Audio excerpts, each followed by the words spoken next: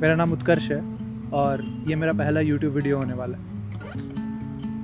मैं वीडियोस बनाता नहीं हूँ यूजुअली, बट मैं बहुत एक्सप्लोर करता हूँ अपने आप को, क्योंकि उसके अलावा करने को क्या है ज़िंदगी में, है ना। तो बस इसलिए I'll try to share the things that I love doing: traveling, bike rides, treks, workouts, and I guess this journey will be beautiful.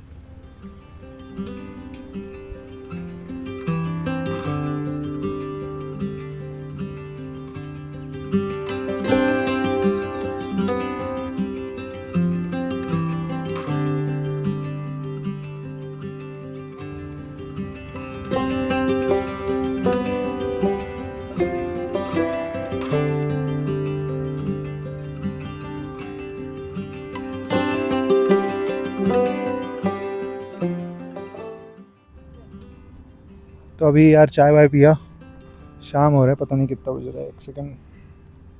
तो अभी लगभग 5 बजने वाले हैं और सनसेट हो ही रहा है। पता नहीं आपको सुनाई दे रहा है कि नहीं, यहाँ पे बहुत चिड़ियों की आवाज़ आ रही है। यार अच्छा लगता है ऐसे जगह में आना और बढ़िया लगता है यार।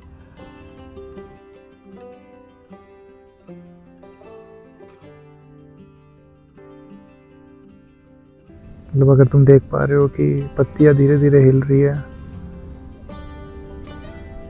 बादल बह रहे हैं,